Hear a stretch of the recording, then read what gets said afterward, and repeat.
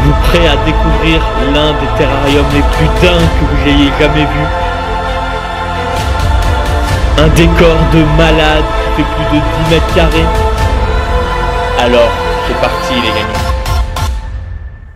Salut les geekos, c'est Lutin, c'est Blefari, j'espère que vous allez tous super bien. Et aujourd'hui les gars, vous l'avez vu dans le titre, je vous présente mon nouveau terrarium XXL. Un terrarium géant avec un décor de malade qui vaut aujourd'hui plus de 20 000 €. Cette vidéo là elle sera en deux parties. La première partie je vous fais vivre la dernière journée de travail dans ce terrarium. Et croyez-moi, la première partie ça vaut le coup de la regarder. À un moment on a même inondé la baraque, mais bon ça c'était pas forcément le meilleur moment quoi. Et la deuxième partie où je vous présente le terrarium dans tous les détails. Vous êtes prêts? Et ben c'est parti.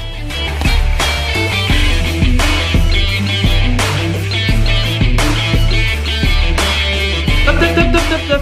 Bon maintenant les gars, je vais vous faire vivre la dernière journée de travail qu'il y a eu sur le terrarium. On a dû quasiment tout terminer. C'était mercredi matin. Bon, première chose que j'ai eu à faire, c'est aller acheter tout le substrat. Vu la taille du terrarium, il y avait des sacs et des sacs. Je crois que j'ai acheté plus de 20 sacs. Pendant ce temps-là, Nico, c'est lui qui a fait le décor. Du coup, il a passé un coup d'aspi, histoire d'avoir un décor déjà propre. Bon, une fois que ça c'était fait, maintenant on devait brancher le filtre. Je vous laisse sur les explications. Bon les geekos, qui dit grand terrarium avec un grand bassin dit une grande filtration. Donc là, je vais vous expliquer comment ça fonctionne. On a trois tuyaux.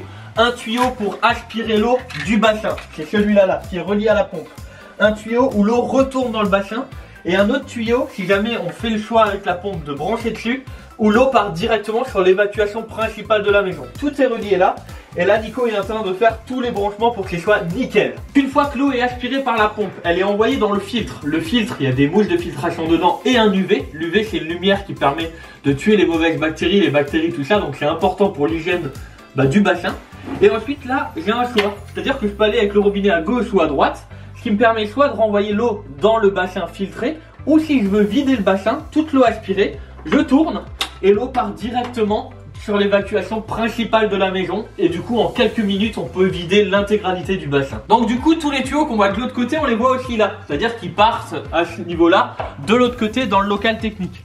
Et vous pouvez voir d'un peu plus près, quand on regarde dans le bassin, donc on a le tuyau d'aspiration qui est tout en bas, donc il y a une crépine qu'on doit encore terminer. Le tuyau de rejet, donc là l'eau va revenir. Et si jamais je décide de renvoyer l'eau sur l'évacuation principale de la maison, donc là vous voyez on voit les tuyaux à chaque fois, donc on les verra plus après avec le substrat. Mais tout derrière, là-bas, alors c'est très bien caché, tout derrière il y a un petit bout de tuyau qui lui va sur l'évacuation principale de la maison. Et comme vous pouvez le voir, on a fait un plancher, parce que les tuyaux c'est des tuyaux souples. Alors si jamais les Dracaena décident de gratter pour creuser ou autre, pour n'importe quoi, ils peuvent pas abîmer les tuyaux et potentiellement créer une inondation ou un problème technique ou même se coincer à l'intérieur. Bon les gars, entre temps, Nico il a fini de brancher tous les tuyaux. Il a vraiment galéré parce que les tuyaux étaient vraiment tout juste. On a dû mettre autour des colliers pour vraiment tout serrer.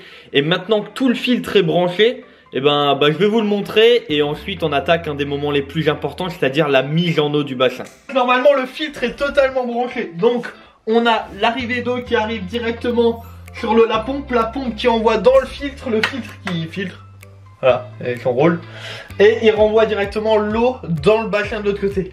Maintenant on va mettre en eau, on va tester tout, et là faut qu'on fasse gaffe, faut pas que ça fuit, parce qu'il y a des fuites, c'est vraiment la merde. Est-ce que t'es serein et il n'y aura pas de fuite? Ouais, c'est sûr, j'en ai certain. Alors, faut pas qu'il y ait de fuite, hein. Il y a des fuites, c'est vraiment la merde. Donc là, on va remplir. J'ai tout pété. On va. Ah bah, à ce rythme-là, normalement, on y est encore demain. Remplissage pour la première fois du bassin dans la maison. Voilà, c'est parti. Bon les gars, ensuite on a rempli le bassin. Je vous mets mon Instagram en dessous où vous pouvez voir, il y a plein de stories sur le terrain, dont Nico en train de... Nico, ça va? Ouais, je remplis. Voilà, je compte sur vous, rejoignez vraiment l'Insta, il y a plein de trucs super à regarder. Et là j'étais en train de voir si l'eau avait déjà atteint la crépine ou pas en fait. Quand l'eau arrivera à la crépine fait maison là, on pourra savoir si de ce côté là, en dessous là, alors je sais pas si vous voyez là en bas là, si le bassin il fuit ou pas. Donc là les gars, on a des petites gouttes au niveau de la crépine. Donc on va resserrer un peu le collier je pense pour tenter de boucher la fuite quoi, tout simplement. Alors comment tu vis ce moment Nico? Je veux partir, je veux rentrer. Bon les gars, on pense que c'est le collier qui est trop petit, celui-là qu'il y avait. Donc on va mettre les gros qui ont été fournis avec le filtre. On en a en rab, c'est des OH qui ont l'air un peu plus balèzes, donc on va le changer. Et on est dans des positions géniales, regardez. C'est le meilleur moment de ma vie en fait. Donc là c'était le collier d'avant, il est beaucoup plus fin que celui-là. Et du coup, vu que là il y a des parties, le tuyau il est annelé avec du métal, celui-là va pouvoir être beaucoup plus rigide on va dire. Et du coup on espère que ça va tenir. Bon, au final Nico il a réussi à tout fixer, on a mis 2 anneaux partout, enfin 2 colliers, ça tient nickel. Maintenant je vais vous montrer un peu l'installation derrière parce qu'il n'y a pas que le filtre, il y a aussi une pompe de remontée pour la cascade. Donc tout est branché là, mais il y a encore une autre pompe pour la cascade. Et cette pompe là on l'a mise derrière, donc elle est ici, cachée. Donc vous la voyez pas vraiment, mais en fait là-dedans il y a une pompe qui prend l'eau à un autre endroit encore, qui la fait monter à plus de 2 mètres de haut pour faire une cascade à part, ce qui fait que la cascade et le changement d'eau sont 2 circuits à part. Bon là les gars, maintenant ça va être le moment, c'est le moment où en fait on a mis la filtration et tout en route. Et je vous avoue que j'étais hyper hypé comme jamais, mais je m'attendais pas à ce qui arrive, ce qui va arriver là maintenant tout de suite quoi. C'est un des plus grands jours de ma vie les gars, c'est un truc de ouf, c'est trop cool. Alors je vais aller avec quelqu'un, c'est qui branche? Moi je vais être là pour voir les preuves. Je vais le faire. Alors attends. Les gars, maintenant on va brancher la pompe. Donc on va aller ensemble voir ce que... Et après d'abord je reviens avant de brancher. Quand la pompe va être en route, l'eau va se remplir de là-dedans. Et directement on va avoir la sortie au niveau du bassin. Si jamais il y a quoi que ce soit, faut qu'on gueule. Ok? Attends. Attends, faut que je me mette en place. Le débit qu'il va y avoir. Ça arrive, ça y est.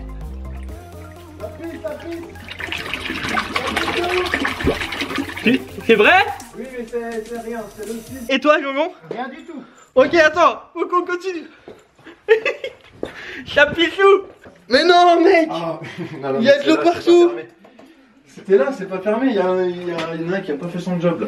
Ah putain. Mais oui, c'est là, c'est le collier là. C'est rien. Jojon. Bon bah voilà, une autre connerie qui arrive, maintenant faut qu'on se démerde. En fait, il y a le filtre, les tuyaux c'est bon, mais le filtre est mal fermé. Super. Bon, j'ai décidé de refaire tout de A à Z, revérifier tous les tuyaux, bien brancher le filtre. J'ai fini dans des positions pas croyables parce que je voulais être sûr que le joint allait et au final c'est juste qu'on l'avait mal mis. Mais c'est bon. Bon les gars, c'est maintenant le grand moment, on va savoir si ça peut couler, let's go. Allez, c'est parti. Ça y est. En plus ça coule nickel hein. Le débit est bon. C'est bon, le débit est bon. Ça y est, on va pouvoir le remplir maintenant.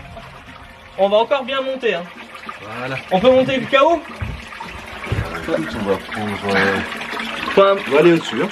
Au-dessus? Par sécurité. Bon bah let's go, on remplit, on continue. Le bassin de loin, on en est à là. On s'est pas mal concentré sur le bassin pour le moment. Mais maintenant on va attaquer la cascade. Et on a encore tout le substrat à faire, enfin on n'a pas fini hein. Allez, on finit de remplir, on attaque la cascade maintenant. Et là on croise les doigts une nouvelle fois parce qu'il faut pas de fuite du tout. Parce que là c'est directement sur les murs. Et ça c'est dangereux. Bon les gars, ça y est, maintenant il y a l'eau dans le bassin. Ça y est, elle est là. Maintenant un des moments les plus importants, la cascade. Donc là-bas au fond il y aura une grande cascade. Et l'eau ira entièrement dans le bassin. C'est bon? C'est parti. Ah!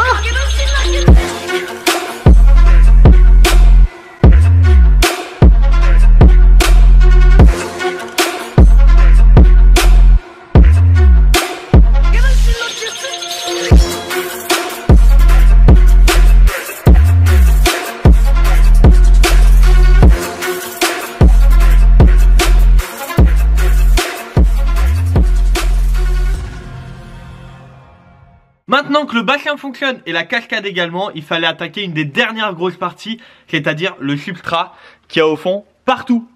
Bon les gars, maintenant on va mettre le substrat, ça y est, c'est le moment.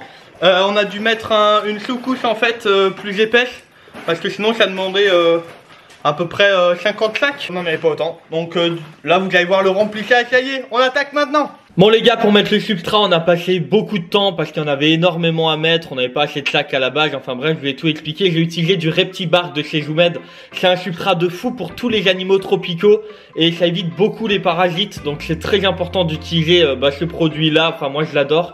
Je vous mets le lien dans la description pour l'acheter sur le site Mano Mano, c'est vraiment là où j'ai trouvé un super prix. Et n'hésitez pas à l'acheter, ça soutient la chaîne parce que c'est un lien affilié. Du coup, ça me soutient indirectement. Et en plus, ça permet d'avoir des animaux vraiment en bonne santé parce que ça évite les parasites. Ensuite, Nico, il a décidé d'aller faire un petit bain. Nico, c'est lui qui a fait le Terra. Je vous mets son Insta dans la description, c'est un grand malade. Mais l'eau, elle était gelée comme jamais parce qu'on venait de la mettre. Et en plus, l'eau, elle vient d'un puits pour faire des économies d'eau. Ensuite, il a passé une plombe à faire des petites modifications sur la cascade parce que l'eau de la cascade, naturellement, elle coule comme elle veut. Et du coup, c'est pas forcément comme lui il le souhaitait. Donc il a passé un peu de temps à faire ce qu'on appelle du scaping, c'est-à-dire du terrascaping, c'est-à-dire modifié comme lui il le souhaitait pour l'aspect visuel et pratique, en cas où il y a un lézard qui touche pour pas que tout tombe.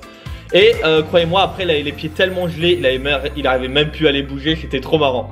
Du coup, Nico et moi on a fini la journée en mettant les vitres, elles étaient pas légères honnêtement, mais franchement ça marche hyper bien, c'est aussi lui qui s'en est chargé. Et du coup le lendemain, Nico il est venu faire ses derniers petits détails. Donc là c'est des petits coups de pinceau un peu partout, mais franchement ce qui donne le résultat qui est juste derrière moi. Voilà les geekos, la journée de travail est faite, mais c'est pas fini. Maintenant ce que je vous propose, c'est qu'on est quelques jours plus tard et je vais vous montrer d'autres petits détails que je vous ai pas montré en vidéo. Bon, je voulais quand même vous montrer le terrarium, la taille qu'il fait, vous voyez qu'il est gigantesque. On peut même tranquillement s'allonger dedans et je touchais pas les deux côtés hein, mais ouais, il y a de la place. Ça m'est venu, je me suis dit que j'allais faire des squats, un peu de sport, ça fait du bien, on peut faire des pompes tranquillement. Il y a de la place, hein, il est assez grand. Vu que je suis fan de pêche, je voulais pêcher, mais j'étais un peu con, il n'y a pas de poisson, mais au moins j'ai essayé quoi. Donc pour les vitres, au début, je voulais mettre une fenêtre, ouais, vous savez, 2 battants, tout simple. Et Nico il m'a dit non, on fait un décor de fou, on va pas le voir parce qu'il y aura un vieux bandeau tout moche au milieu avec une poignée. Du coup, il m'a trouvé l'astuce de mettre ça. Donc c'est des portes coulissantes en 8 mm je crois, enfin bref, la qualité elle est ouf, il y a des rails, machin. Ça coupe pas, ça c'est extrêmement important, donc c'est vraiment cool. Alors concernant les lumières, je vous en ai pas encore parlé. Comme vous pouvez le voir actuellement, en fait il y a une rallonge. Tout simplement parce que la lumière je l'ai pas encore. Ça va être fourni par mon frérot, le poteau, c'est-à-dire Terra LED, Joseph qui régale à chaque fois. Mais ça je vous le montrerai dans une future vidéo tout simplement. Bon maintenant au lieu de vous faire attendre dehors, on va aller dedans, donc c'est parti, let's go. Donc voilà les gars, on est dedans, donc voilà, je sais pas si vous voyez l'espace qu'il y a un peu dans ce terrarium. Alors je fais 1m83 à peu près, je suis quasiment debout, sachant qu'on a rajouté le substrat donc qui prend aussi de la place. Donc voilà, on a un bassin qui fait plus de 1000 litres au milieu où dedans les lézards vont pouvoir se baigner. Donc pour ceux qui savent pas ce qu'il va y avoir dedans, ça va être des Dracaena guianensis. Voilà, je vous spoil un peu, certains étaient au courant mais pas tous. Maintenant vous le savez, le Dracaena guianensis, c'est un lézard qui est originaire en grande partie de Guyane, mais on peut le trouver aussi à 2-3 autres endroits. Et c'est un animal qui est protégé aujourd'hui. Donc pour pouvoir l'accueillir à la maison, il faut une installation à la hauteur de l'animal. Donc en fait c'est un animal qui est extrêmement protégé, qui fait une certaine taille, qui fait plus d'1 mètre adulte. Et j'ai réussi à avoir un couple. Et pour ça il faut un certificat de capacité, une autorisation d'ouverture d'établissement. Enfin les connaisseurs vont comprendre. Et pour ceux qui connaissent pas forcément le milieu, c'est tout simplement qu'il faut prouver auprès des services vétérinaires qu'on connaît l'animal et surtout qu'on a une installation à la maison qui peut tout simplement l'accueillir. Donc sur le long terme avec ces animaux là, ce qui est cool c'est déjà de les maintenir, c'est une priorité. Mais surtout que si on arrive à avoir des petits, je peux travailler avec des parcs zoologiques pour travailler sur de la réintroduction de l'animal dans son milieu naturel. Et croyez-moi, ça lui fera vraiment pas de mal parce qu'il y a des animaux dans la nature qui ont vraiment pas de chance. Bon du coup je vais vous montrer des détails que vous n'avez pas forcément vu. Déjà le décor, vous donner des informations sur le décor. Donc je sais pas si vous vous rendez compte du volume, mais en fait on a travaillé tous les pans de mur, même au-dessus la vitre là, tout est fait. Chaque partie là-haut a été hydrofugée pour éviter l'eau, enfin bref, chaque partie a été faite en bas, même les petites plaintes, tout ça. Chaque détail a été travaillé au pinceau, donc Nico c'est un grand malade. Je vous invite vraiment à rejoindre son Insta, n'hésitez pas à le contacter si vous avez besoin d'un décor, même s'il a une liste d'attente qui... Voilà, vous allez devoir attendre, mais vous allez avoir un décor de ouf quoi. Dans le décor, on a vraiment voulu créer quelque chose qui est proche de son milieu naturel, donc un endroit où il y a de l'eau, parce que les Dracaena vivent en partie dans l'eau, c'est semi-aquatique. Et ensuite avec un environnement un peu comme en Guyane, on a même, enfin Nico s'est même éclaté à faire un symbole qu'on peut trouver là-bas qui représente différents... alors je le maîtrise pas totalement, je vais pas vous dire de conneries, hein, mais il y a vraiment les animaux qu'on peut trouver là-bas. Et c'est un endroit où il y a encore des tribus, toutes ces choses-là, donc je le maîtrise pas, je vais pas raconter de conneries, mais on est vraiment allé loin dans l'idée quoi. Ensuite l'autre idée c'était d'avoir un arbre. Alors quand on a eu cette idée là, on s'est un peu enjaillé. Donc on a travaillé les racines, on a travaillé un arbre intégré tout simplement dans les roches. Et le but c'était que les racines de cet arbre aillent dans l'eau. Et c'est pour ça que quand on va d'un peu plus près au niveau du bassin, on peut tout simplement voir, donc Julie galère, escalade, voilà. On peut tout simplement voir des branches qui vont dans l'eau et même sous l'eau. Et ça, quand on a rempli le bassin, vu que le bois flotte, et ben en fait ça a vraiment tout fait bouger. Et du coup c'était un travail de fou qu'on a dû faire. Alors si jamais vous entendez un peu de bruit d'eau, bah il y a la cascade à côté hein. Là vous avez des branches, tout a été mis sur un socle. Vous avez peut-être pu le voir au début de la vidéo. Pour pas que ça bouge, les animaux vont pouvoir bouger dessus. Tout a été intégré dans le décor. Derrière moi ici, en fait vous voyez qu'il y a une découpe, tout simplement car c'est une porte cachée. C'est à dire que si jamais on est dedans, et moi je vais accéder rapidement au filtre, j'ai juste à déclipser la porte et je peux directement accéder au filtre pour vider le bassin ou quoi que ce soit. C'est vraiment pour accéder à la partie technique en quelques secondes. Bon là on parle d'en bas, mais regardez si on se lève, on a aussi travaillé tout en l'air, donc c'est pas évident à filmer. En fait il y a des lianes qui traversent de part et d'autre à chaque fois le terrain, donc c'est pas un endroit où les animaux iront. Quand il y aura les spots intégrés dans le plafond, bah, ce sera aussi beaucoup plus simple, la vue avec beaucoup de recul et beaucoup plus on va dire stylé, j'ai envie de dire. Mais voilà, il y en a de partout, c'est pas forcément évident à filmer, mais on s'en sort. Un autre élément hyper stylé, c'est tout simplement ce qu'il y a juste ici. On a créé une cavité entre guillemets naturelle, donc dans les roches, où en fait l'animal peut rentrer en dessous. Donc c'est hyper profond, vous n'allez pas voir grand chose, mais en fait ça permettra que si un jour la femelle ou le mâle veut aller se poser tranquillement, pas forcément dans l'eau, et se planquer, elle puisse tout simplement le faire. Squatter sur une branche, il peut aussi, hein, il fait ce qu'il veut. Au final, il peut aller en dessous au niveau de la cascade là-bas sur la plage. Donc c'est un animal qui pourra squatter sous l'eau, mais pas dans l'eau, enfin dans l'eau aussi, mais en fait il fera ce qu'il veut. Vraiment, on a essayé de travailler toutes les plages, c'est-à-dire sur les racines, dans l'eau, sous terre, j'ai envie de dire, avec cette partie-là qui servira aussi à la femelle si un jour elle a envie de pondre, de pouvoir aller pondre là-bas en dessous et vraiment de planquer les œufs et d'être au calme. Donc voilà, ça a été un travail de conception qui a duré des mois, un travail de fabrication qui a duré des mois. Et encore merci frérot Nico, tu régales vraiment, c'est un travail de dingue que tu nous as fait. Et vraiment je te remercierai jamais assez. Bon, certains vont se poser la question et me dire Luc, mais l'aération, le chauffage, enfin comment que ça se passe? Donc pour la partie chauffage, on a prévu en fait des différentes différents circuits électriques.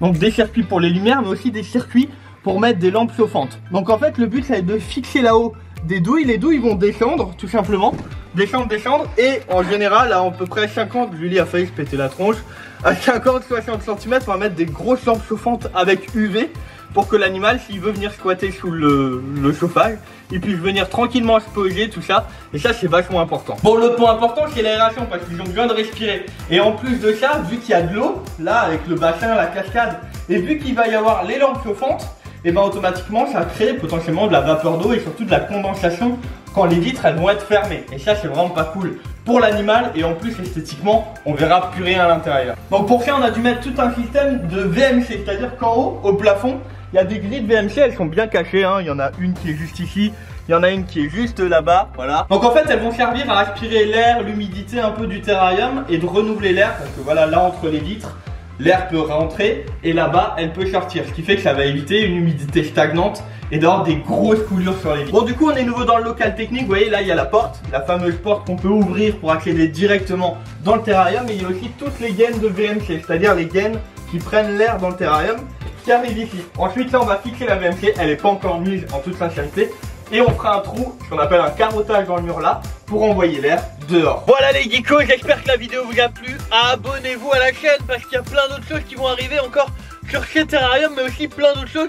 Je vous rappelle qu'on a une reptile room géante qui est en train d'être créée. Il y aura plein de trucs de grands malades. Bien sûr, je vous filmerai quand on va mettre les animaux dedans, quand ils arriveront en France, parce que pour le moment ils sont pas encore là. Et vu les animaux que c'est, je pense que vous les verrez nulle part d'autre. Je vous filmerai aussi la mise en place des lumières. On a prévu un truc de fou qui peut créer différentes ambiances et tout. Enfin bref, un truc de malade. C'est un des rêves de ma vie qui a été créé aujourd'hui. Merci à tous de m'accompagner. Abonnez-vous, likez un maximum ça. Franchement les gars, vous pouvez pas ne pas liker. Et je vous dis rendez-vous lundi prochain pour une nouvelle vidéo. Avant de finir la vidéo, je vous mets aussi dans la description l'Instagram, tout ça, et aussi le lien de plein de produits que j'ai utilisés, le filtre, le substrat, tout ça que vous pouvez acheter via le lien. Et ça soutient la chaîne YouTube, ça me soutient, ça permet de faire plein d'autres projets fous comme celui-ci. Je vous donne rendez-vous lundi prochain pour une nouvelle vidéo. Salut les geekos!